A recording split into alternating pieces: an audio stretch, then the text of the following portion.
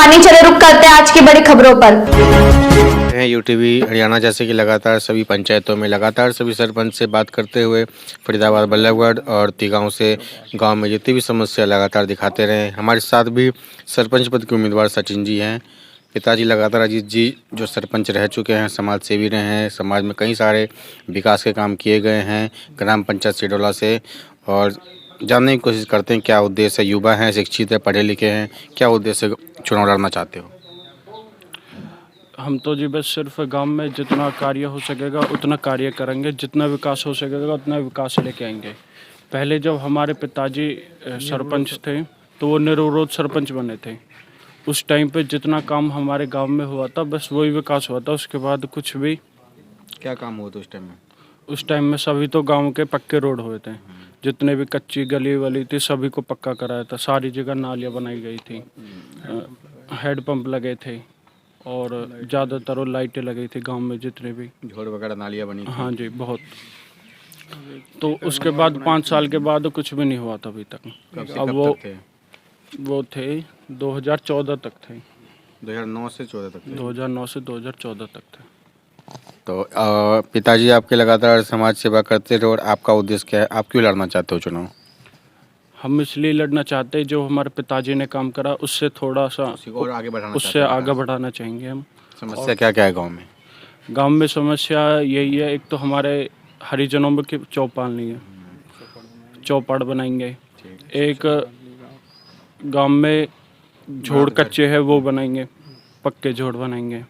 नालियाँ बनाएंगे, सभी नालियाँ टूट चुकी है, उन्हों को पक्की कराएंगे नालियों को। एक बारात घर बनाएंगे, हमारे गांव में बारात घर नहीं है। और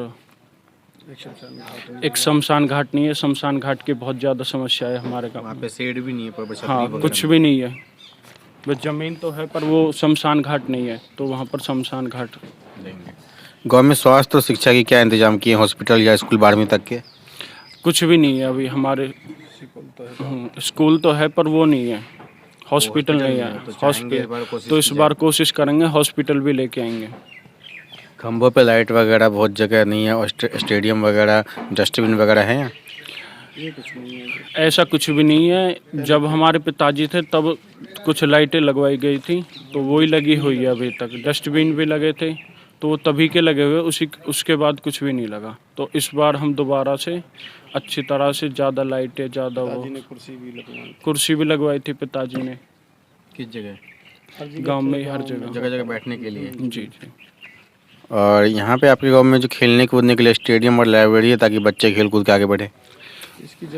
हमारी गांव की जमीन कुछ कब्जी हुई है, तो उसको छुटवा के वहाँ पर स्टेडियम बनाएंगे और लाइब्रेरी भी होगी और कोशिश करेंगे हॉस्पिटल भी वहीं लाएं। और हॉस्पिटल भी वहीं पे होगा। हॉस्पिटल भी उसी ज़मीन में लेके आएंगे। और केस लड़ भी रही है उसका।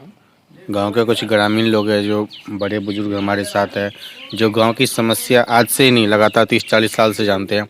उनसे बात करते हैं। गांव की जो मेन समस्या है जनता की वो आपको पता होगा।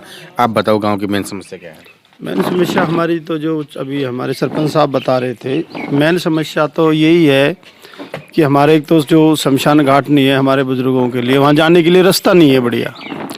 और हमारी जो ज़मीन है सरकारी ज़मीन वो हमारी कब्जाई हुई है।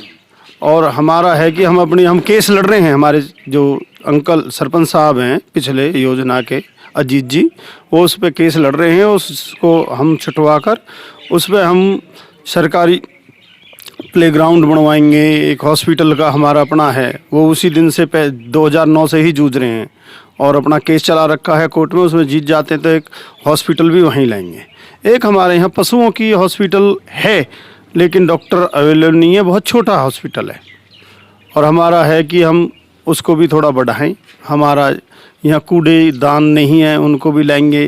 रोड पे ही कूड़ा गिर रखा है उसको। एक हमारे यहाँ जगह बारात घर की ज़मीन है, उसमें हमारा बारात घर नपाई करवा के उसकी में बारात घर बनाने का हमारा अपना प्लान है। मेरे साथ बस इतना ही। बाकी की तमाम खबरों के लिए देखते रहिए यू न्यूज़।